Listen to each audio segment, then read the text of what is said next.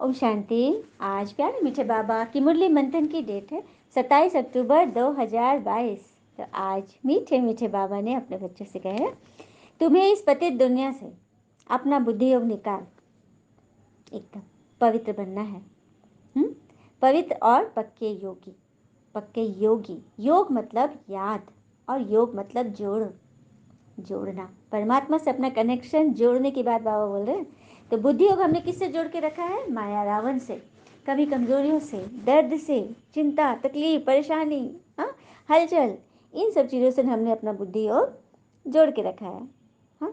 और जो चीज़ हमें नहीं चाहिए तो हमें उसे खरीदना नहीं चाहिए ना। जो चीज़ हमें नहीं पसंद है हम क्यों उसको अपने मन बुद्धि में रख लेते, मतलब मन बुद्धि से खरीद लेते हैं उसको। जबकि हम कोई पेन खरीदते हैं, रुमाल खरीदते हैं, या तो स्कूटर, मोटरसाइकिल, घर द्वार कुछ भी खरीदते हैं, यहाँ तक कि शादी के लिए रिश्ता भी ढूंढने जाते हैं तो देख परख के करते हैं। हाँ, एकदम ठोक बजा के देखते हैं कि ये गड़बड़ तो नहीं है। जब हम चीज़ों पर इतना ध्यान देते हैं तो क्या अपने मन का ध्यान नहीं रख सकते? मन को वैसी चीज़ें क्यों देते हैं जो उसे पसंद नहीं है, जो उसके लायक नहीं है? किसी की व्यर्थ बातें, किसी की निंदा, किसी के झूठे आरोप, किसी के कुछ नुक्स निकाल देना, किसी का कुछ टेढ़ा बोलना, नेगेटिव वाइब्रेशन देना, कुछ भी बातें जो आती हैं उन सब को क्यों हम खरीद लेते हैं? तो इससे बाबा बुद्धि योग निकालने बोल रहे हैं। व्यर्थ की चीज़ों से बुद्धि योग निकालो और योगी बनो। ईश्वर की याद में रहोगे ना, श्रीमत के योगी बनो। श्रीमत पर जब तुम ध्यान दोगे, पक्का रहोगे, तभी तुम इन व्यर्थ की कीचड़ से निकल पाओगे। यही तो बाबा कह रहे हैं।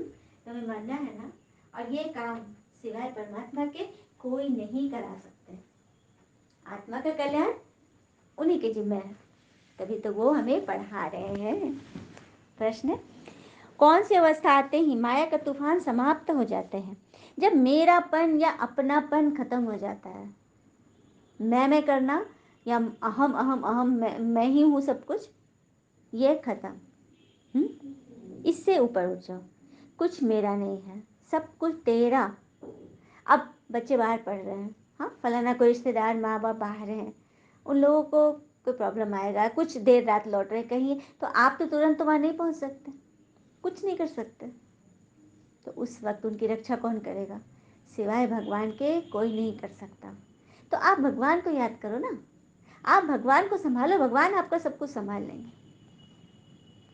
इसीलिए बाबा कहते जब मेरापन, मेरा मेरा मेरा खत्म होगा ना, तभी तुम्हारी बुद्धि पवित्र होगी। तुम्हें निश्चय होगा कि हाँ, भगवान हमारे साथ है, सबको देखने वाले, संभालने वाला, करने वाला बाबा है। तो माया के तूफान समाप्त हो जाएंगे। आपको हलचल में नहीं आओगे ना, कोई भी बात सुनोगे तो आप हलचल में नहीं आओगे। ये होता है भगवान में पूरा निश्चय।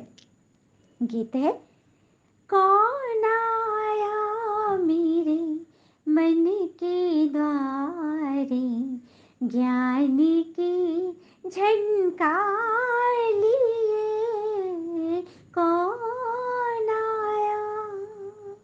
ओम शांति। मीठा सा गीत है, पूरी गीत सुननी है तो इसी लिंक पर आप इसे सुन सकते हैं। ये गाना अपलोडेड है। ओम शांति। भगवानुवाच, ये तो बच्चे समझ गए हैं ना कि आत्माओं का पिता उसे कहा जाता है जो परम पिता परमात्मा है। बाबा खुद समझाते हैं, मेरा कोई आकार में बड़ा रूप आदि नहीं है। आत्मा के लिए से कहते हो स्टार है, भ्रिकुटी के बीच रहता है, तो मैं भी वैसे ही स्टार हूँ, लेकिन मेरे आगे परम लगा है, मेरी महिमा बड़ी है, ज्ञान सागर हूँ ना। बाकी मेरा कोई बड़ा चित्र नहीं है। इतना बड़ा होता तो इस शरीर में कैसे घुसता? क्या बात है, ब्रह्मा बाबा के तन में भगवान प्रवेश किए, बड़ा होता तो कैसे घुसते? सूक्ष्म है ना, आत्मा में घुस जाते हैं। बाकी शिवलिंग की तुम पूजा करते हो, कितना बड़ा बनाते हो, लेकिन मैं तो हूँ आत्मा। क्या बात है, बाबा अपना रूप बता रहे हैं ना। फिर बाबा ने कहा कि सतयुग में इस भारत पर देवताओं का राज्य था, अभी तो आसुरी राज्य। देखो क्या क्या खा लेते हैं, मांस मदिरा, ये राक्षसी आहार है, आसुरी भोजन है, इस बात को भी नहीं समझते। स्कूल में भी कोई के अच्छे ख्यालात, कोई के रजोगुनी, कोई के तमोगुनी होते हैं। जो दूसरों को समझा नहीं सकते उनको बुद्धू ही कहेंगे। ब्रह्मा कुमार कुमारियों में भी, तुम बच्चों में भी नंबरवार महारथी, घुड़सवार, प्यादे बहुत है जो अच्छी रीति समझा ही नहीं सकते, क्योंकि ज्ञान पूरा नहीं है तो डिससर्विस कर लेते हैं। जिनमें जितना ज्ञान है उतना समझाएंगे, नंबरवार तो होती है ना। बाबा बता रहे हैं जो जितना ज्ञान को अंदर धारण किया, कहते हैं ना कि आप ज्ञान में चल रहे हो, लेकिन ज्ञान आपके अंदर कितना चल रहा है। आप किसी बड़े की बात पर अगर मूंझ गए तो ज्ञान आपके अंदर नहीं है, आप बस नियम प्रमाण ही सुन रहे हो, तो नियम प्रमाण ही मिलेगा। और जो कुछ भी आपको मिल रहा है वो आपका बोया हुआ है, लेकिन अगर अंदर सुख शांति नहीं है, चिंता वैसी यथावत है, तो इसका अर्थ है कि आपके अंदर ज्ञान कुछ भी नहीं गया, ज्ञान अमृत का आपने रस नहीं चखा। जो चखेगा ना वो अपने, कोई भी आदमी कुछ बताएगा ना तो उस पर वो चल कर दिखाएगा, क्योंकि वो उस निमित्त को नहीं, वो भगवान को दिखा रहा है, भगवान को दिखा रहा है कि भगवान आपने जो मुझे बताया मैं उस पर एकदम आंख मूंद कर चलूंगी। ये होता है सच्ची निष्ठा, ईश्वर पे ज्ञान में निष्ठा। तो बाबा ने बोला ना कि नंबरवार है बच्चे, समझने में समझाने में नंबरवार, क्योंकि खुद ही जब नहीं समझे तो फिर औरों को क्या समझाएंगे। बाबा खुद कहते मैं पतितों की दुनिया में आता हूँ, सत्युग में यही नारायण था, फिर इनके तन्वे में आया हूँ और इसको ही फिर नर से नारायण बनाता हूँ। नंबर वन पूज्य भी यह था तो फिर नंबर वन पुजारी भी यह बना है। तो सबसे पहले भक्ति किसने शुरू की? जो नंबर वन पूज्य था, नारायण। उन्होंने तो फिर पूजा भी शुरू की ना, पुजारी, क्योंकि इनका ऑलराउंडर पार्ट है। और ये मेरा मुकर्रर तन है, बाबा ने बता दिया है, फिक्स कर दिया कि ब्रह्मा बाबा ही परमात्मा के मुकर्रर तन है, ये चेंज नहीं हो सकता। ऐसे नहीं कब दूसरे को चांस दूं, ये ड्रामा बना हुआ, इसमें चेंज आदि होती नहीं। अभी हमने सुना था कुछ दिन पहले कि एक बहन है, वो कह रही थी, दावा कर रही थी कि मेरे अंदर परमात्मा आ रहा है, लेकिन फिर कुछ दिन तक चला, महीनों भर, उसके बाद फिर खत्म, क्योंकि जो नकल वाली चीज़ें होंगी वो तो चल ही नहीं सकती। तो बाबा ने जैसे क्लियर कर दिया कि मेरे पार्ट में चेंज नहीं हो सकता, मैं जिस तन में आता हूँ उसी में आया था, और अब तो भगवान का अव्यक्त पार्ट चल रहा है, क्योंकि ब्रह्मा बाबा भी नहीं है और दादी भी शरीर छोड़ दी है, तो परमात्मा अव्यक्त है, तो अव्यक्त रूप से ही आते हैं मधुबन में मिलन मनाने, ये मुरली सुनाने। ये रहस्य है। ये बाबा कह रहे कि बहुत सारे आश्रम तो खोल रखे हैं जिसमें हठ योग आदि सिखलाते हैं, हठ योग, पर तो तुम योग बल से सारे विश्व को स्वर्ग बनाते हो, विश्व को परिवर्तन करते हो। सारी दुनिया तो योग में नहीं रहती, योग की कितनी महिमा है जिससे खास भारत स्वर्ग बनता है, परंतु कोई को पता नहीं इसे स्वर्ग किसने बनाया, क्योंकि योग से ही सारी दुनिया स्वर्ग बनती है, लेकिन ये स्वर्ग किसने बनाया? तो जरूर ऐसा कोई स्वर्ग बनाने वाला होगा ना। बाबा कहते हैं मैं ही आकर देवता बनने का कर्म सिखलाता हूँ। भगवान ही सिखला सकते हैं ना, देवता कौन बना सकते हैं मनुष्यों को? बाबा। तो बाबा आ गए सबको बनाने के लिए। फिर बाबा कह रहे हैं मैं इस तरह पढ़ाने के लिए आता जाता रहता हूँ, तो मेरा जन्म नहीं होता, मैं परकाया प्रवेश करता हूँ, अब मेरी मृत्यु भी नहीं होती। मैं तो आता जाता रहता हूँ ना, तो जन्म तो नहीं हुआ। ये बाबा ने इसको क्लियर किया। फिर बाबा कहते हैं तुमको समझाया गया है ना कि सन्यास दो प्रकार का है, एक है निवृत्ति मार्ग का सन्यास, हाँ, और दूसरा प्रवृत्ति मार्ग का। तो निवृत्ति मार्ग वाले साधु संत जो है वो घर बार ही छोड़ देते, तो उनका तो है हाफ सन्यास, मगर तुम्हारा है फुल सन्यास। फुल सन्यास किस बात का? सारी आसुरी दुनिया की जो वृत्ति है, जो कमी कमजोरियां हैं, तुम पूरा उसका सन्यास करते हो, तुम्हारा है फुल सन्यास ना। हाँ, हम भी सन्यास करते हैं, लेकिन अपनी कमी कमजोरियों का, हर एक के गुण देखने का हमने व्रत लिया है। ये है अवस्था, ऐसे पक्की होगी। जब ये अवस्था आएगी तो तूफान भी कम आएंगे। बाबा ने बता दिया तूफान आ रहे हैं, मतलब अवस्था भी पक्की नहीं है। बाकी योगी तो दुनिया में बहुत है, परंतु बाबा कहते कि एक का भी योग मेरे से नहीं है। देखो बाबा ने आज क्लियर बता दिया रिजल्ट, योगी सन्यासी तो बहुत है, लेकिन एक का भी योग मेरे से नहीं है, क्योंकि मेरे बदले में मेरे निवास स्थान ब्रह्म तत्व से योग करते हैं। अब किसी के घर से हमें मोह होगा क्या? घर से प्रेम होगा कि घर वाले से होगा? परमात्मा परम धाम में रहते हैं, ब्रह्म तो घर है, भगवान के रहने का घर है। हाँ, इसी को ब्रह्मांड, कल भी बाबा ने बोला था, जहाँ आत्माएं अंडे मिसल रहती है सूक्ष्म रूप से, वो है ब्रह्मांड। तो ब्रह्मांड से तत्व से योग लगाना परमात्मा तक तो योग पहुंचा ही नहीं, इसलिए तो बाबा को आना पड़ा है बताने के लिए कि अरे मेरे से योग कैसे लगाओगे, कैसे मुझसे प्राप्ति लोगे। हाँ, बाबा भरे हुए हैं, बाबा इतने ज़्यादा भरे हुए हैं, लेकिन सबको बांटने के लिए बाबा बेचैन है। लेकिन यहाँ कोई भीड़ ही नहीं है, कोई बाबा से ले ही नहीं पा रहा है, पहुँच ही नहीं पा रहा है, नियम पे चल ही नहीं पा रहा है, तो बाबा क्या करेंगे। सच बात है ना। हाँ, सच बात है ना। और कहते हैं ना, जिंदगी तुम्हें वो नहीं देगी जो तुम्हें चाहिए, जिंदगी तुम्हें वो देगी जिसके काबिल तुम हो। तो भगवान जानते हैं कि हम किस काबिल हैं, तो भगवान हमें दे रहे हैं ना, तो लेने के लिए बढ़ना तो पड़ेगा। तो श्रीमत पे कदम रख के चलना पड़ेगा, श्रीमत के राहों पर चलना पड़ेगा, ये रहस्य है।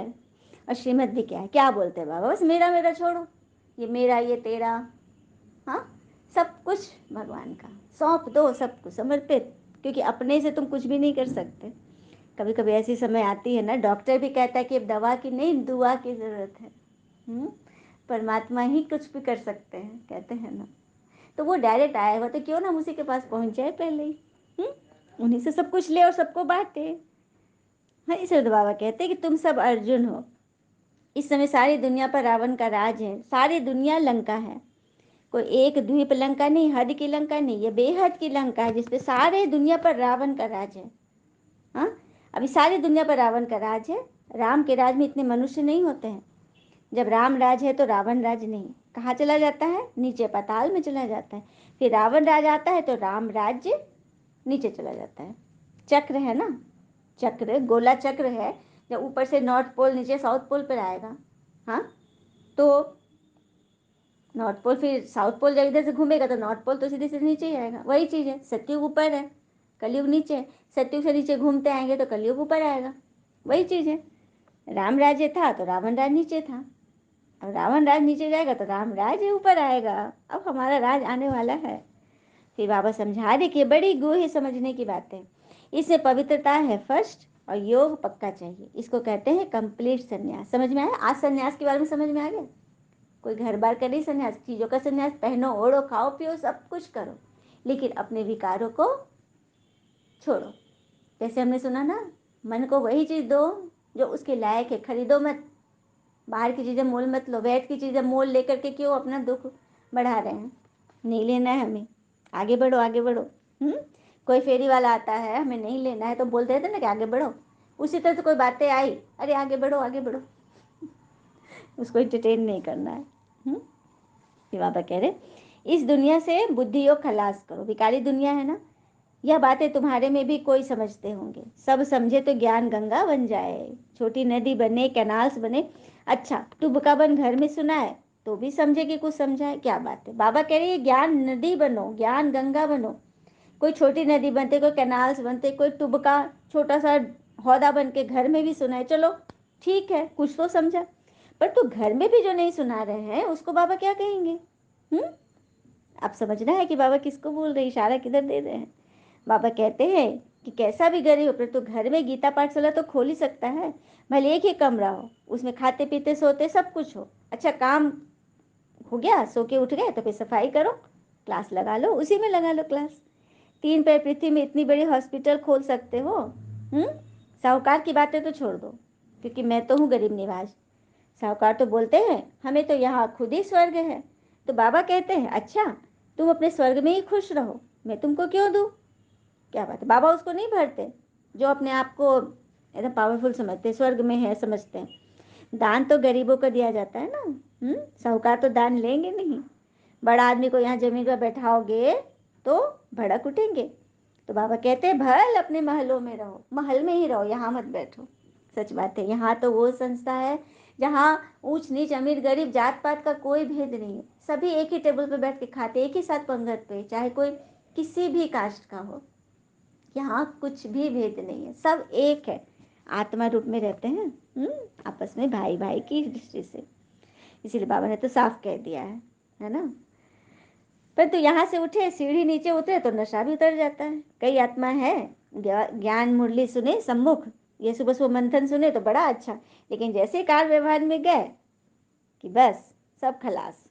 तो ऐसा नहीं। हाँ, योग से तुम स्वर्ग की स्थापना कर रहे हो, बाकी बादशाही के लिए नॉलेज चाहिए। 2 सब्जेक्ट है, बाबा की योग में रहने का पुरुषार्थ करते हो तो क्या करो, न बिसरो न याद रहो। अच्छा, न बिसरो न याद रहो मतलब न भूलो न याद करने की दरकार पड़े। अच्छा, मीठे बच्चे प्रति भगवान की नमस्ते, हम बच्चों के भी प्यारे बाबा को नमस्ते। धारणा के लिए मुख्य सार, पहले पॉइंट, इस पुरानी दुनिया का कंप्लीट विकारों से संन्यास करना है।